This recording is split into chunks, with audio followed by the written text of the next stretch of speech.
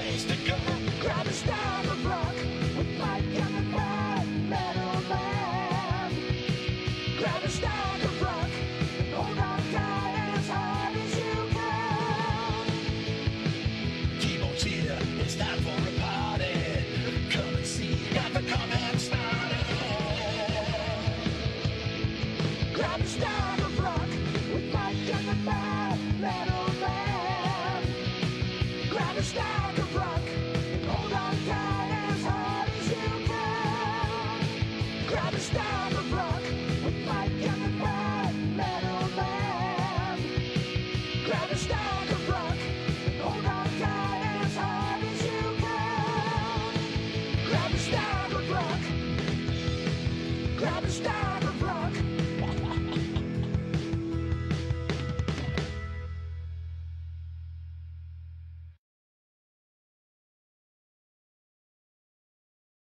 Bonjour. Hey, how's it going? My first question was going to be, have you ever been over here? No, never. And I would love to. Because it seems Canada, to me, seems to have, I guess to all Europeans here, that it seems to have the good side of the US without the craziness. Well, thank you. I will take that as a great compliment. It is. You know your Canadian rock. I mean, we've talked. You've worked with Danko Jones and Greg Gonovitz. Yeah, Danko Jones is kind of famous in France. I don't know why. Oh. And I was very surprised that he's unknown in the US. Because I think that's the kind of music that people will love over there. I don't know why he's unknown. But he's pretty famous. He's very famous in Sweden. Huh.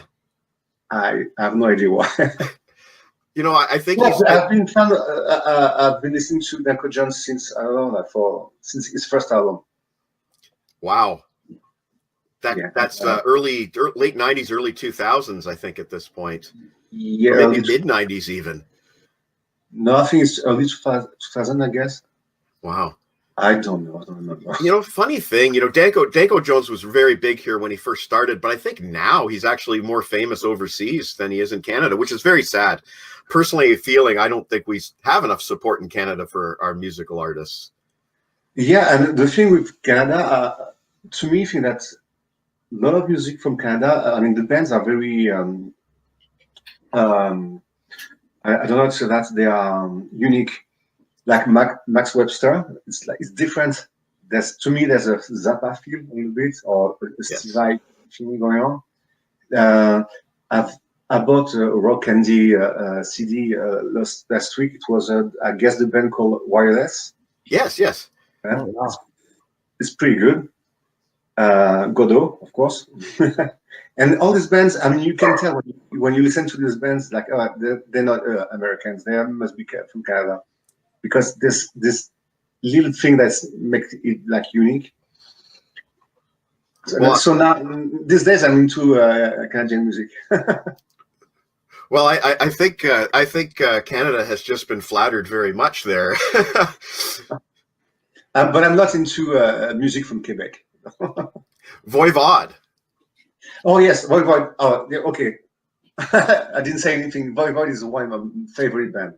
Oh, excellent. Oh, wow. Oh yeah, it's like I just saw that they are releasing a new live album. Yes.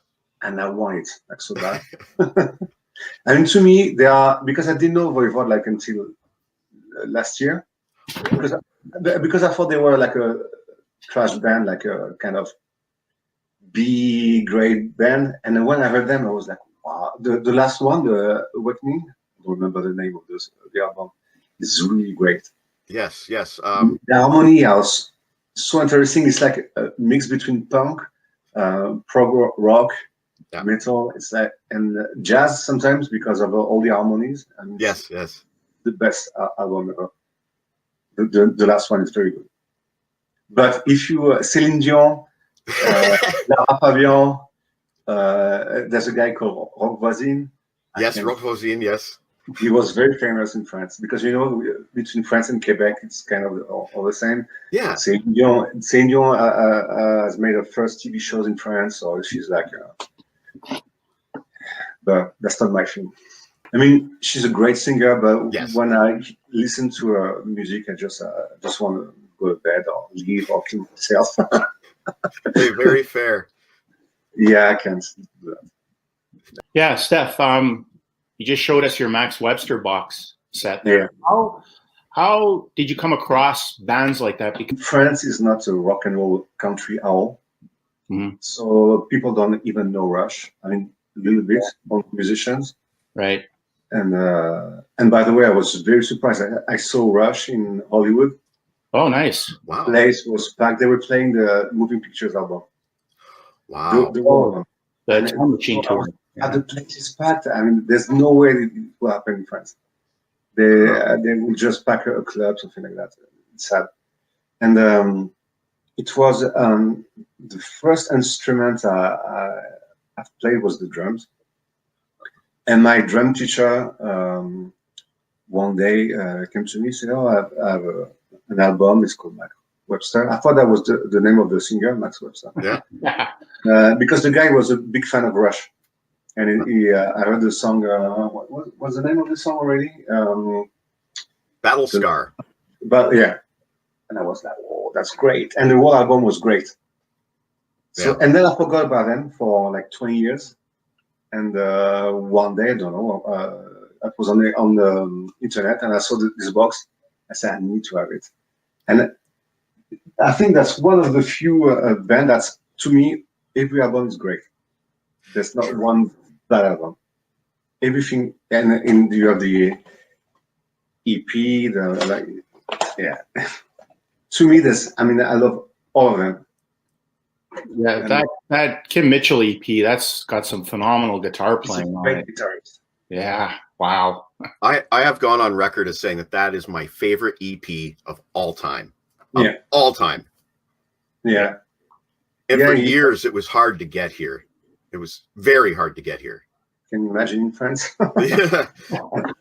So, and this guy was like, and back in the days, I was listening to Marillion, and I thought I was the only one knowing this band. And the drummer said, "Yeah, I know this band." I was like, "Oh, you're my buddy forever." so that's why I bought all the new. I don't have that yet. Very good. I didn't like them back in the days. No. Back in the days. Now, yeah, because I was a Fish fan, and I liked the first album with Season Zen. Yeah. And then after I was like, so I stopped listening to the band for a while, and now I love it again. I think some of their more recent music has been fantastic as well, Marillion. I just don't like very much the last album, Fear. I liked Marbles a lot. Oh, yeah. I'm sure you have Marbles. Yeah. I have the 2 CD edition. Yeah. Okay. Yep. A sang version. That's DeepPurple. Yeah. Made in Japan? a Japanese edition of Smoke on Water, I think. Oh, the 7-inch. Yeah, and it's signed.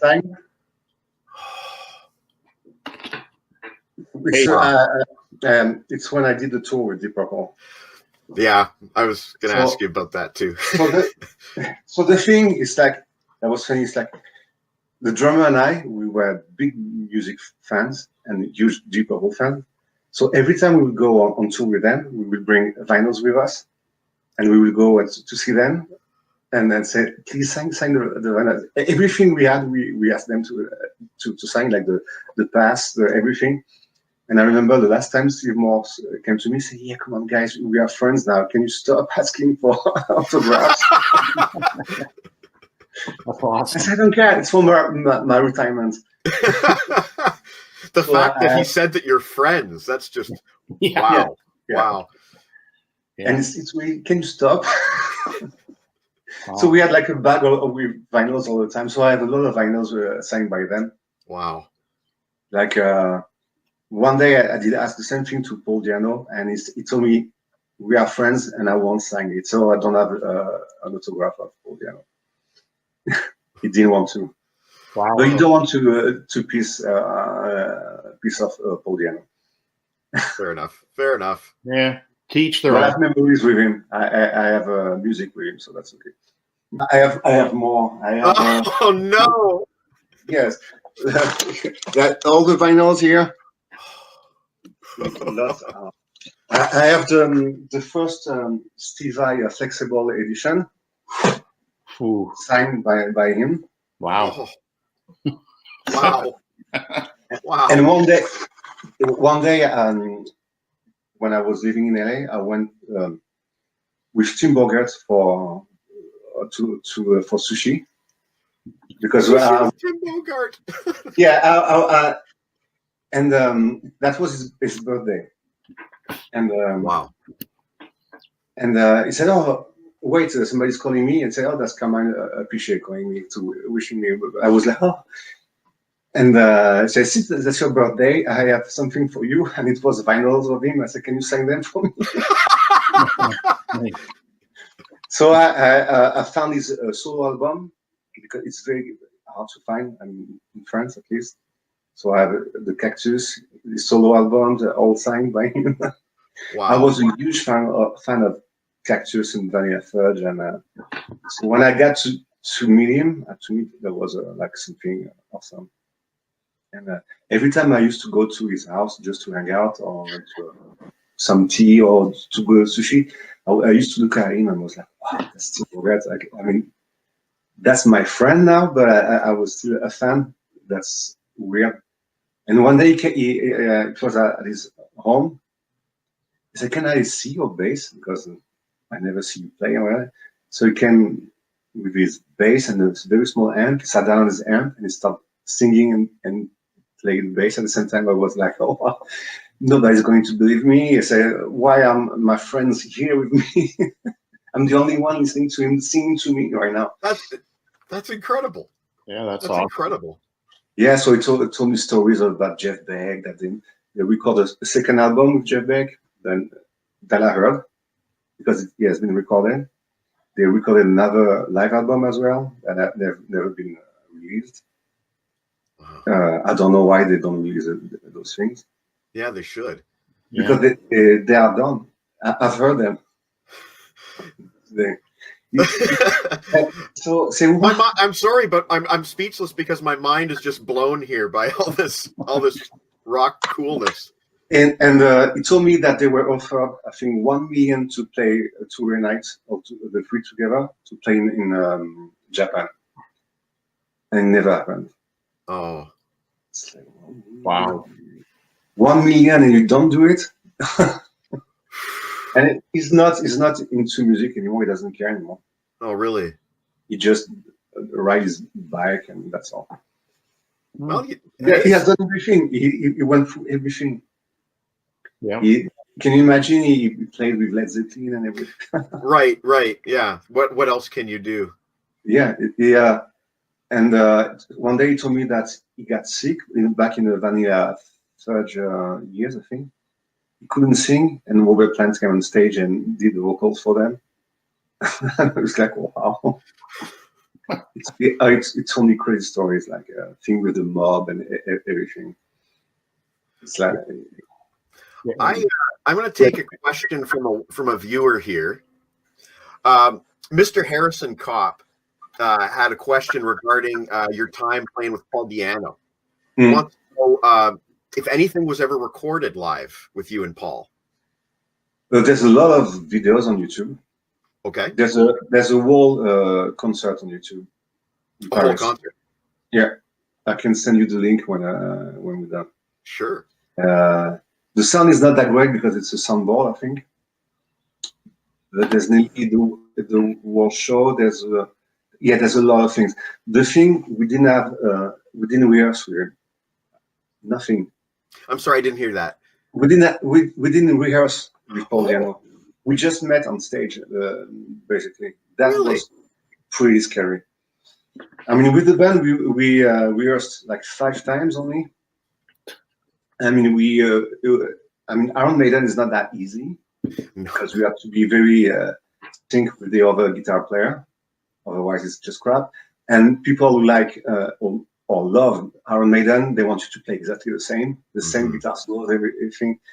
So we had a lot of pressure. And and his manager told us that, you know what, Paul Diano is not very easy, can be violent, and so I was like, oh no.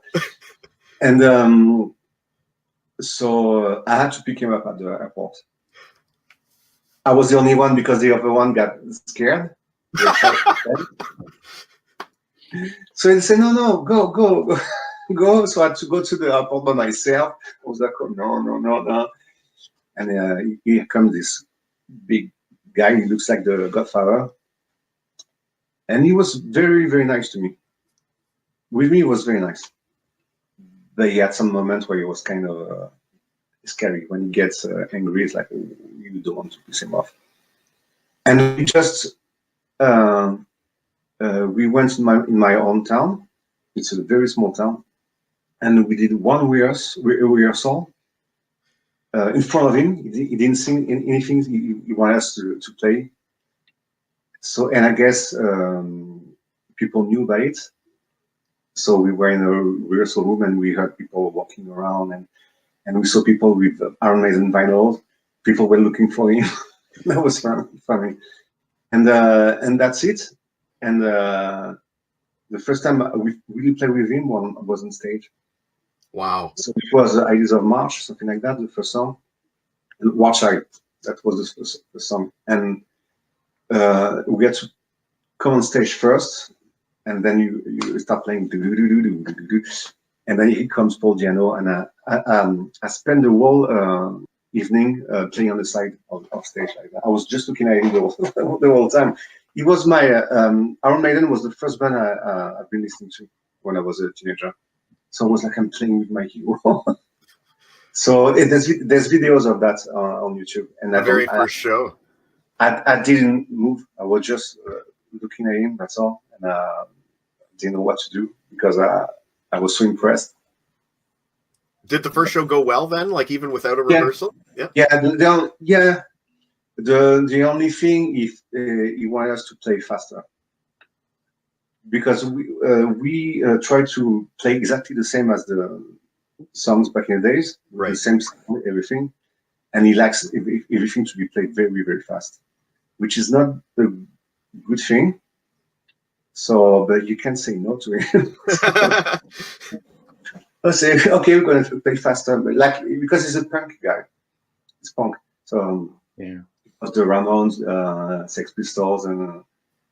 I don't think he likes Iron Maiden. No, really. That's too bad. I love, like, I think the first Iron Maiden album is very punky, and that's what I like about it, actually. It's one of the things I like about it. And Deke, you grew up with that. Even had, because we got along together very, very well, we were supposed to record an album together. And I said, you know what, you should record an album like a punkish album, like the first Iron Maiden, because that's what people want. Yeah. I mean, don't stop recording like a B grade. I mean, that's not nice to say that, but it's like it's B grade Iron Maiden-ish music. Just do your thing, because I think it's going to work way better than now. And he was up for it, and then he had his problem. Now he can't walk. He's on a wheelchair. Yeah, a wheelchair now. I know I saw him walking with a cane before. Oh, I went to visit in England, and he couldn't walk. He was on a wheelchair. His knees were that big. I was like, that's a so shame. and I don't know what he's doing right now. So Steph, you said that Paul Diano doesn't necessarily like playing the Iron Maiden stuff. Like, no, I think he would love to move on from that, but he has to, because people want him to sing. So he's kind of stuck. Yeah, so.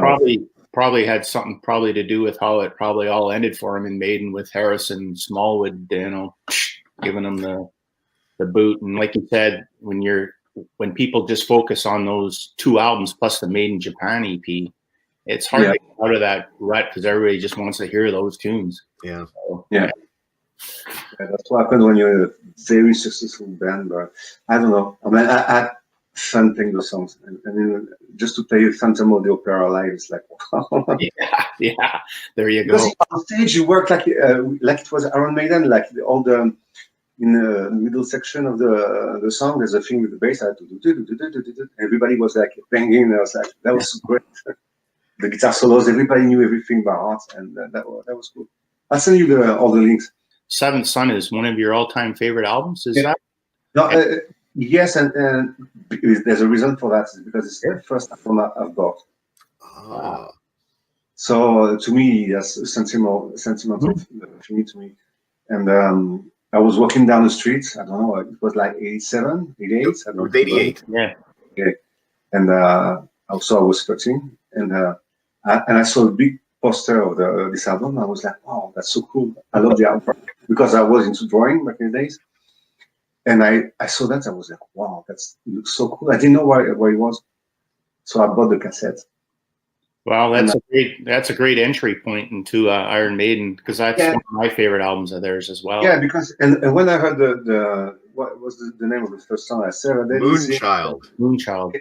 Yeah, but when he sings the Seven Deadly Sins, yes. I was like, why is that? It's like, that's weird. It's like medieval music, and because I didn't know anything about music, and then the intro of Moonshine, I was just blown away. To me, was like a heroine, and I was hooked for forever. And the good thing I think is, to me, it's a great mix between rock music, heavy metal, and everything. So the week after, I got to listen for the first time Dark Side of the Moon, and then the week after, The Wall. So to me, everything was connected. To me, there weren't heavy metal or prog rock. To me, it was all the same, because of this Iron Maiden album, because it gives you an option to like metal, rock, prog, or whatever. So, and I remember all these albums that when I get to listen to them for the first time, like The Wall, I was like, then the Final Cut, I don't know. And I used to buy albums just because of the artwork. Yeah, for Maiden, you have to buy the albums for the artwork, that's for sure. Funny that the thing that's like when Derek Riggs left the band. I mean, left. Yes. The music sucked as well. The music? Did you say the music sucked? Yeah. I mean, okay. You know what? That's an interesting point, because our friend Harrison here from Australia, he loves the Blaze Bayley era of Iron Maiden, which is when they started using Hugh Syme to do the album covers. I like the first one with Blaze Bayley. I like the X Factor. I think it's a great song. But I think he left after Seventh Son of Seventh Son. No Prayer for the Dying is made by somebody else, I think. Or maybe No Prayer for the Dying is the last one with him. No Prayer for the Dying is the last one, and then Fear of the Dark, I believe, used Melvin Grant, I believe. Yeah, but to me, it's gone, and then the music is going like, again, I'm going to say something. 3 guitarists like that, no, it's too useless. I mean, I bought the new Eagles live album. Yes. And I think they are 3 playing guitars. Yes, Steve Walsh, and they play like, it's so great the way they play. All the harmonies are just great, and Maiden, it's just a mess. Too much. I don't know. Maybe they don't rehearse at all. I have no idea. But if you listen to the harmonies, they are out of tune, and I can't, because back in the days he was very sharp. Maiden was like, it was great, and now to me it's a mess. Dickinson is great. Yeah. Steve Honde is great. The guitar, I have a problem with it. This guy right here, he just released a new album this week, an acoustic album called Empire of Ashes. Yes. So the thing with that is like, I've done this album like I don't know, maybe it was last year, and I didn't know what to do with it, because it's as you've heard it's an acoustic one. Yeah. And I knew that labels wouldn't want it because it's not heavy metal and I'm getting tired of labels, like very much, because there's things people don't know. They are very rude to musicians, and then they treat us like shit. They don't pay anymore, so we get nothing, like zero. And the last straw, it was yesterday, 2 days ago, when I saw that Universal Group made more than $1 billion on streaming during the pandemic. and we got nothing. So enough already. So I said, you know what? I'm going to sell it on Facebook. It's going to be better for everybody. So it's going to be cheap. The money is going to be for me, and I can release whatever I want. I can release maybe 3 or 4 albums a year. Mm-hmm. I mean, I'm always open to work with a label, but it has to be fair. Yeah. On YouTube, if you have 1 million views, you make $600 bucks. What's the point? Yeah. What is the point? What's the point? It costs more to make the album than to. And but the problem is like people don't know about it. It's like, oh, I thought that you were all rich, and no, it's back in the days, yes, not now. That's a shame. Yeah, but everybody should stand up for that thing and talk about it instead of pretending that everything is fine. It's not the case. But I think when I moved to LA, the first month I was like, wow, that's so great. I get to see all these musicians, blah blah. They were all playing Dio stuff, and after 6 months, I was getting tired of that. It's like, there's no new music. It's only music from the 80s. It's like, I want to hear something new.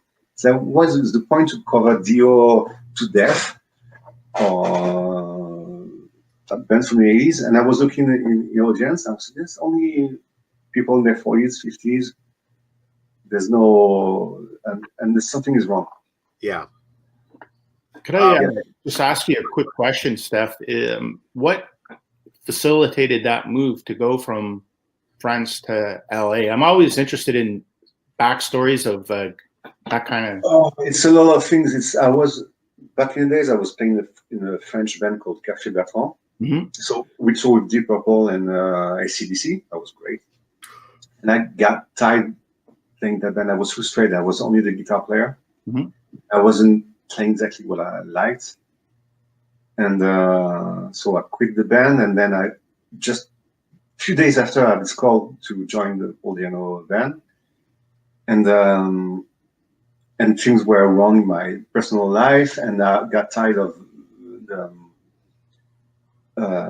musician way of thinking in France, and I said, oh, you know what, I'm going to go on vacation to LA, just for 2 weeks, and I fell in love with the country. So okay, I'm going to move over there. Wow. And I got to meet all my heroes in LA. Like I got to meet Vinny Epichet, Tim Bogert, Bruce Kulick as well. Oh, wow. I had lunch with Bruce Kulick and Vinny. And back in the days, I couldn't speak English. That was very intimidating. I was in a restaurant, at the restaurant, and was like, I said, okay, I have a band. The idea of a band would be called Hollywood Monsters. Yeah. Would you like to play with me? And there it is. Yes. So maybe if things are okay, maybe this one is going to be released in Europe and maybe the US next year. I only received the album last week, but I have a number of favorites on this album. Running Uphill is a great tune. Cold Sweat by Thin Lizzy, of course. Yeah. You're a big Sykes fan, aren't you? Like, as far as a guitar influence. Yeah. Mr. Deke down there, John Sykes, is one of his all-time favorite guitar players. I just can't believe that guy's gone right off the map since basically Blue Murder. I mean, it's amazing. I guess he's got a good royalty deal from the '87 Whitesnake album or something. Yeah, because it's a shame that he doesn't want to release his new album. I don't understand that. He was signed to Golden Robot like us. Yeah, that's right, and it fell through. Yeah. So I heard that's his fault, and on the other hand, I heard that's the label's fault. I don't know whose fault. Yeah, well, yeah, but and I choose Cold Sweat because when I listen to Danko Jones, I hear Feel Like Not always. Yes, 100%. A lot of my friends have said that Danko Jones is Canada's Phil Lynott. Yeah, and one day I asked, I said, you know what, you should sing easy because I hear that when you sing. Said, would you record a song with me, Cold Sweat? And he said, yes, let's go. That's cool. That's cool. And I love this song, and I love the way John Sykes plays. Yeah. I didn't do the same guitar solo, but I want to keep the same feel. Even the intro of the guitar solo is not the same. But it feels like it's the same, but it's not. The Sykes album that he did with Tigers of Pangtang, Spellbound. I mean, that's also got some great playing on there from him too. I mean, you could just see he was gonna. And do you have his live album with Marco Mendoza, Tommy Aldridge? Okay, I have that one. It's very hard to find now. It's super expensive. I found it last year. Finally, the Holy Grail, one of the Holy Grails. This album, it's a very good album. He's a very good singer. Yes. Yeah. That's true. He played on the sliding album. Yeah. But being in France, I knew the UK version of the sliding, so it wasn't. Right.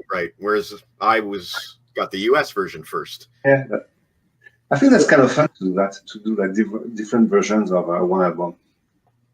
And it must have cost a lot of money back then to do that too. I mean, they were probably really banking on that album cracking big when you start doing two different versions of. Yeah, and that makes me think that with what's going on these days, like people are bitching that the quality of albums is not as good as before, but people have to think that there's no money anymore. So people are doing like I do. I record at home, I do my best to have a good sound. But back in the days, they had money, they had big studios, they could record for a year. Now we have to do that with the non-album.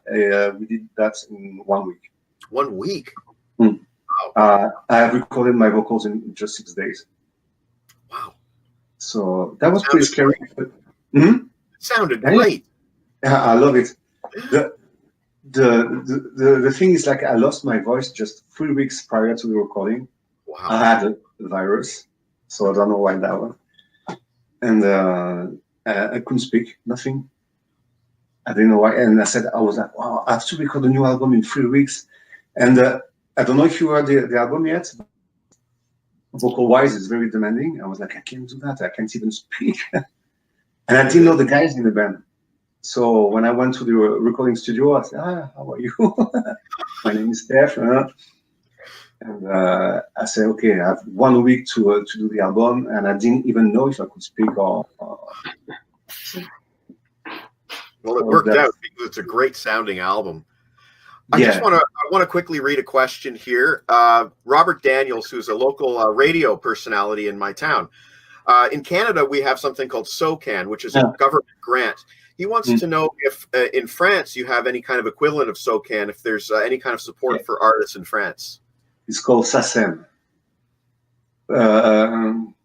No, I never asked for help or whatever, but they don't have any help now these days. It's over now because of this pandemic.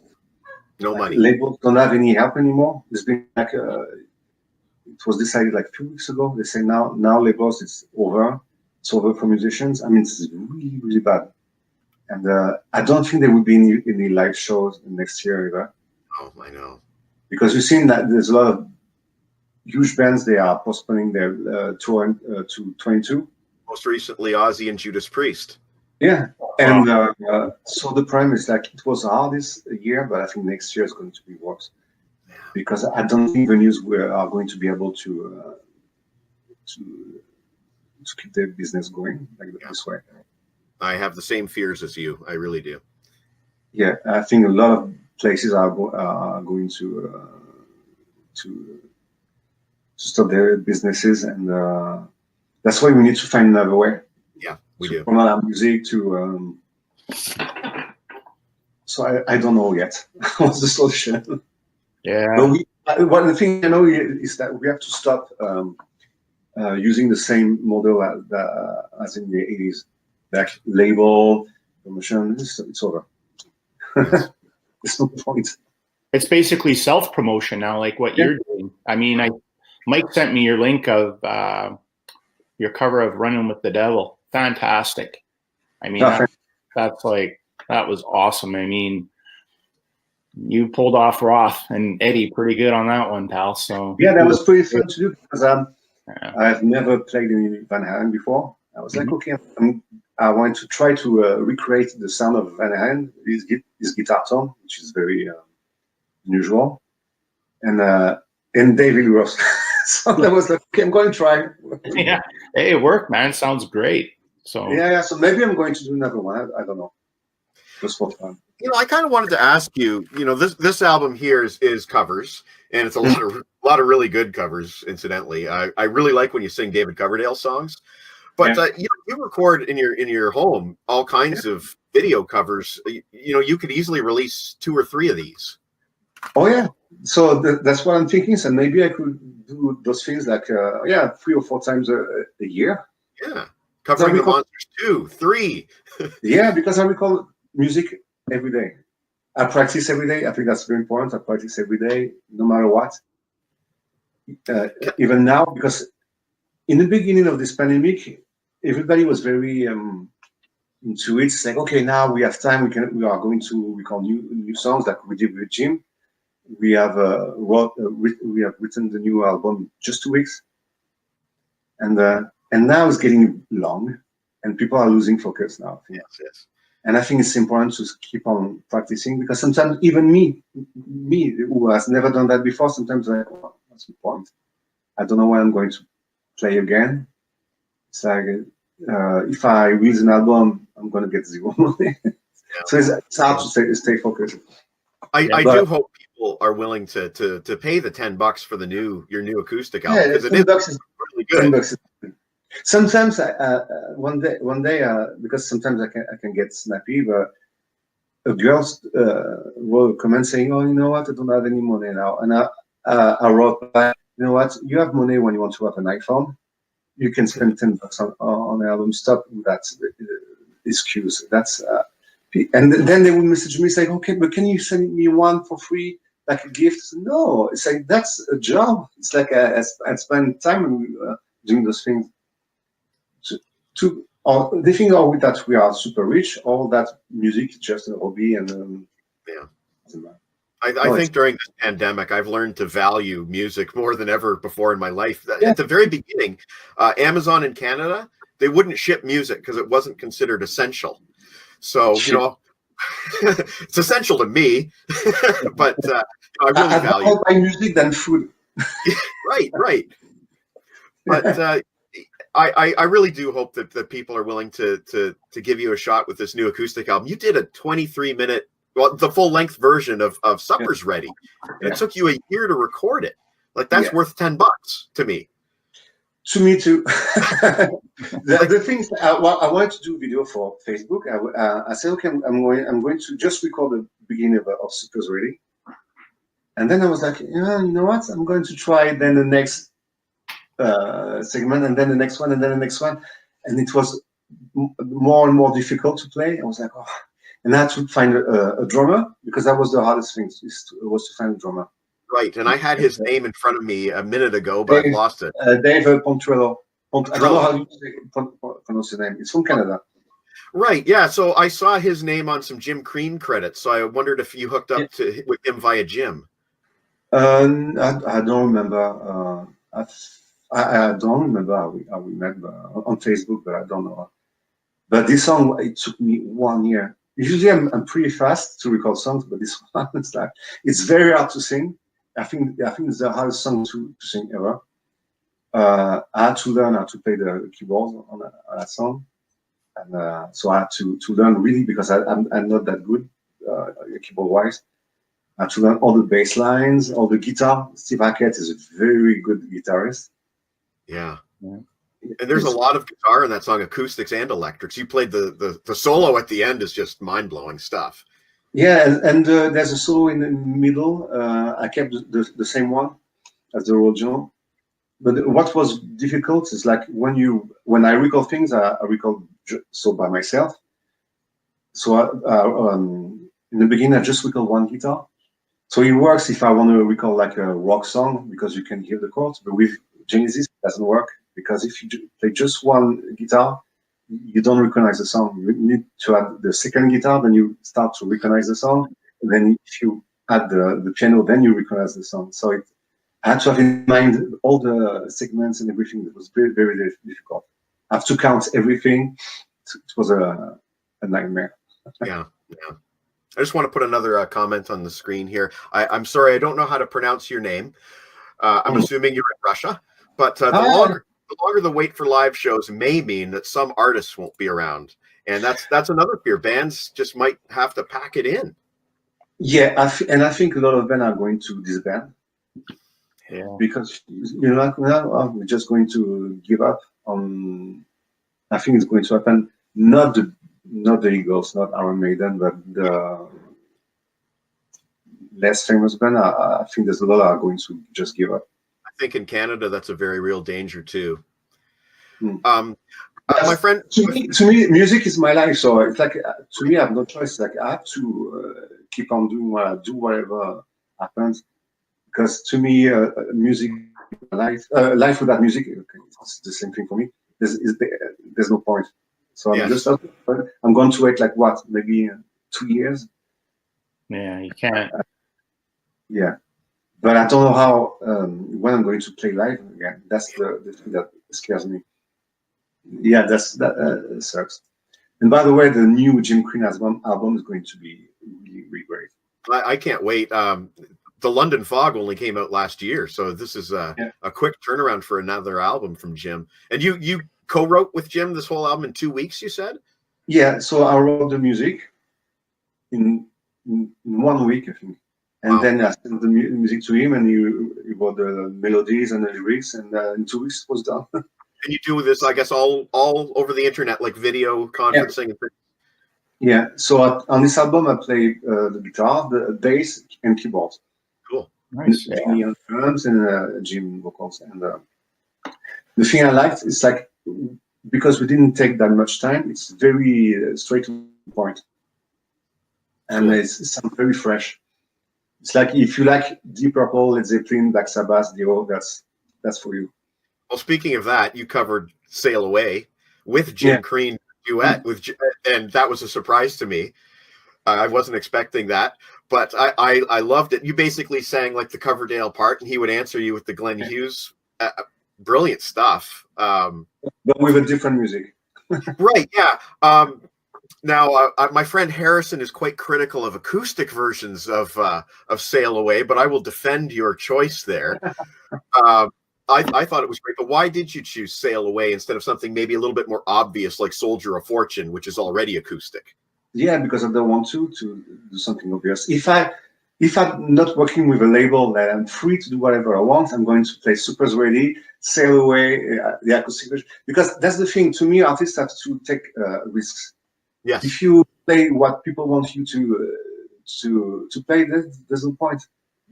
And I think that was the problem for 20 years. It's like musicians are so afraid to lose their fan base that they just play over and over the same songs.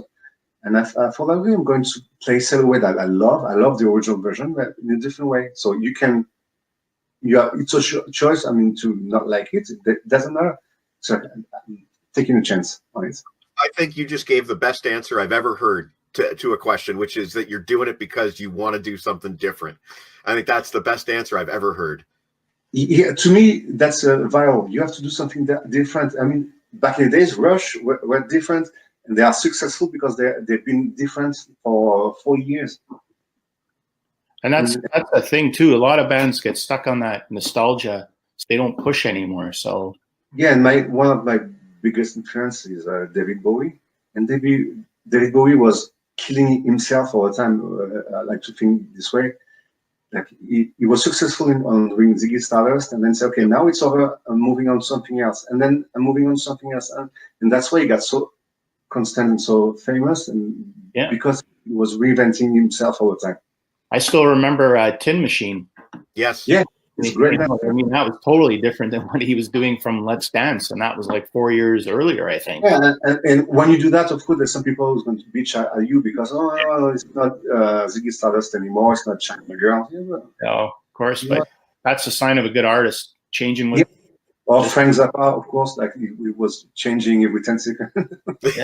yeah. I have one. But I think that's what should be our Mike Patton from Mr. Bungle. Yes, a big fan. Yeah, me too. That's awesome. And you have to, in my book, you have to do that. You have to be able to play some metal and then an acoustic album and then I don't know, like some jazz or whatever. I'm not even sure how to describe that first track on your new acoustic album. I described it to Deke as being almost like a tango beat. I have no idea. There's some I don't know. That's just what came to me. And you did it. Yeah, it's like I just don't care. And it's like okay, it's like I have this idea. I just want to record it, and that's all. So even though record labels are treating the artist like crap, when an artist like yourself is free of a record label, you are free to creatively go anywhere you want, and you do. And I think that's, in a way, that's very exciting. Because when I had this idea a few days ago, it's like, now I can record whatever I want. Yeah, that's great. It's like then the thing that is not easy is to have a fan base on Facebook, which is, people on Facebook, they are only feeds. They have some pictures of boobs, and then one guy playing music, and then so it's hard to have to keep the connection with people. Yes. But at least you do whatever you want. Because if you come up with a 24 minutes long song, they're going to tell you no? No. There's no way. No. It's about it took 1 year to do it. No. They don't care. Because they want you to play Holy Diver, Slip of the Tongue, or Still of the Night, like that. Yeah. Can you sing White Snake? Yeah, no. Oh, by the way, I'm going to. I've just recorded 2 songs for a band called AOR. AOR. Yes. So they have released, I don't know, like a few albums, and there's a lot of guests on their albums. So Jeff Scott Solo was on the first one, I think. All the guys from Toro were on the album. Wow. And on the next one, so I sing 2 songs. There's a guy Paul Sabu. I've heard of him. Yeah, heard of him too. Yeah. And Tommy Denander, the guy from Sweden who plays with Hollywood Vampires. So it's very 80s. But it was fun to do. The 2 songs I've recorded are very slide it-ish. So and there's the Sun Road band as well. I'm working on. Nice. I don't know if you heard that. I'm working with a band from Brazil. Oh, interesting. The name of the band is Sun Road. Sun Road. Okay, I think I've heard that name before too. A picture of one of the guys in the band. Was that on your Instagram or something? Or yeah, and on Facebook, the drummer, I think is the drummer. Yeah, Fred. His name is Fred Nika. So I have written the album with them. I wrote the music, and the drummer wrote the lyrics, and we did a cover of UFO. Which one? Try Me. Ooh. Is this the name? Yeah, Try Me. Wow. It's about from UFO. So I sing on this song, and I don't know it. Maybe I'm going to sing on the War album. I don't know. Wow. I'm going to drop one more viewer question here. Has Steph ever considered playing Russian in other Eastern Slavic countries, because there's a big interest in rock bands which never had the opportunity to play there when they were popular? We'd love to. You want me to play in Russia? No problem. In North Korea? Okay. You'll play as long as there's a gig to play, I guess. Oh, yeah. I miss playing like crazy. Deke, I think you had one more question, eh? Yeah, I wanted to talk about the Now or Never. Yeah, let's talk about Now or Never. Your vocals on it are stellar. I just wanted to know, you're a guitar player by trade, but in that band, you just seem to be the straight vocalist. How is that? Like, do you feel comfortable just being the straight singer? And I play a guitar solo on one song. I don't remember which song. It's Another Story. I think the song Another Story, the guitar solo, it's me. But no, that's a good thing, because I wanted to focus on just being a singer these days. Yeah, that's, that it's just, that album is just some great straight ahead driving rock. I mean, 2 Worlds Away and Circle of Pain, and the version you guys did of Winds of Freedom. Yeah. Which is on YouTube as a quarantine video. Everybody check it out. It's great, man. Like, well done. Yeah, thank you. Sorry, that was my phone. Okay. Yeah, and Ricky Marks, the guitar player, is great. So I don't have to play guitar. It's okay. And my goal was to go on stage and just be a singer on stage, and I can't do that right now. Yeah.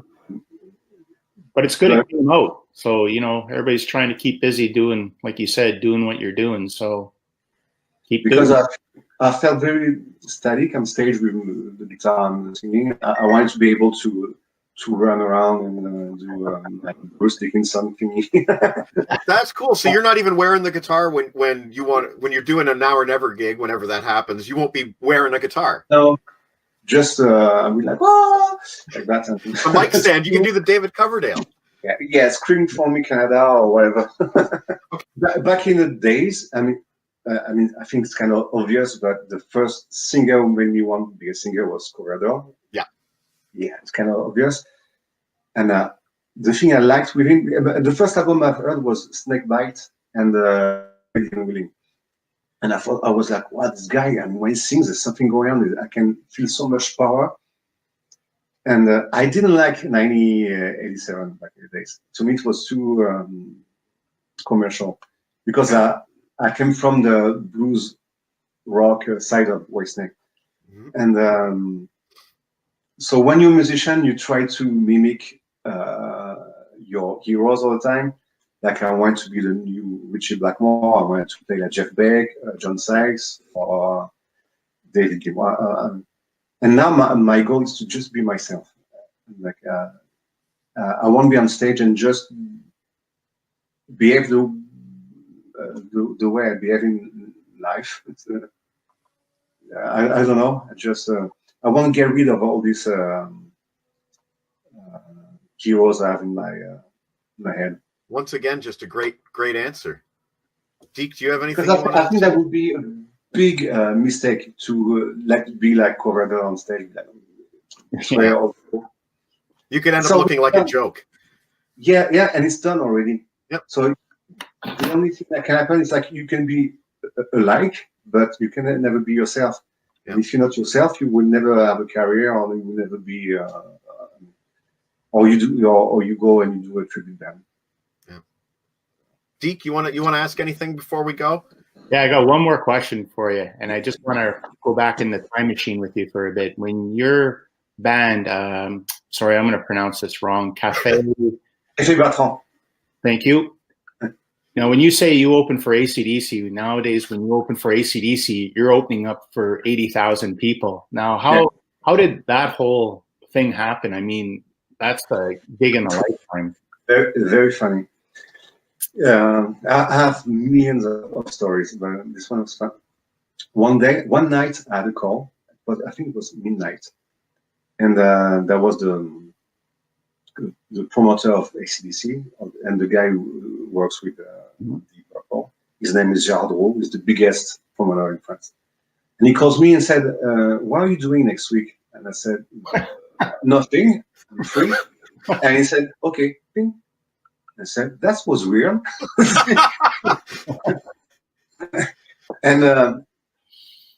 And back in the days with the band, we wanted to be roadies for AC/DC because we were all fans of AC/DC. And they told us, "No, you can't be roadies for AC/DC. We don't want you guys to be roadies for AC/DC." I said, I don't get it. That's weird.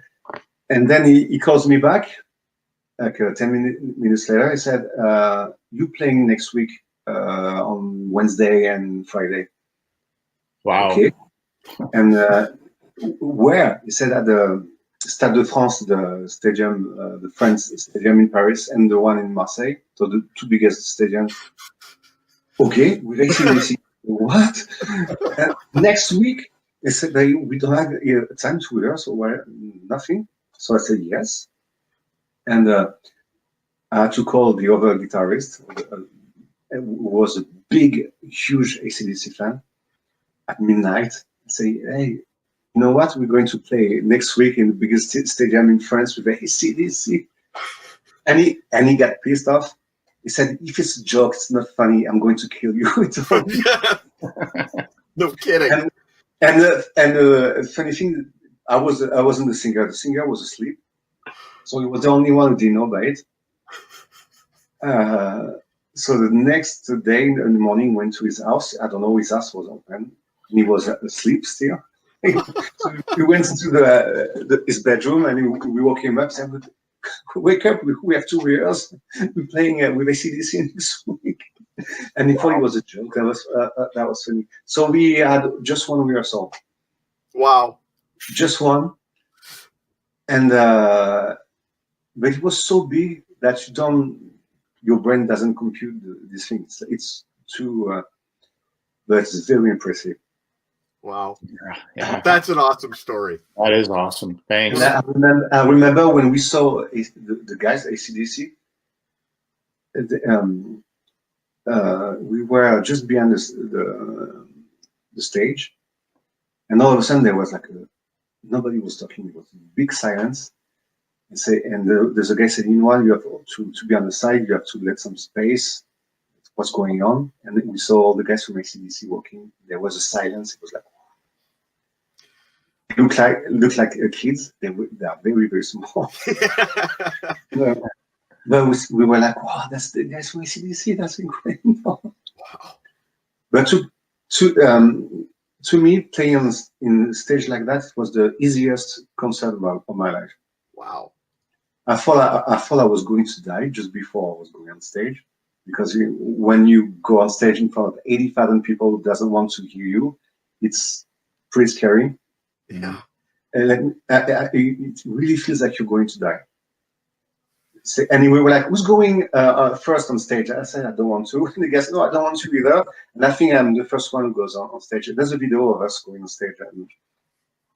And once we were on stage, it was easy. Everybody loved us. And it was the best experience ever. It was fun. The best sound. I got deaf after a show. I'm again, my mind is blown. This entire talk today has been a series of mind-blowing stories. So I'm going to buy some more CDs. A record store day. Happy record store day, Steph. Today? Yes. See, I didn't even know. So I have to go outside and do something. Excellent. Well, if you get to a record store, then good hunting. Excellent. All right. Well, thank you, Steph. Thank you so much. And you have a great rest of your day. You too. Good. Bye, Take guys. care. Bye-bye.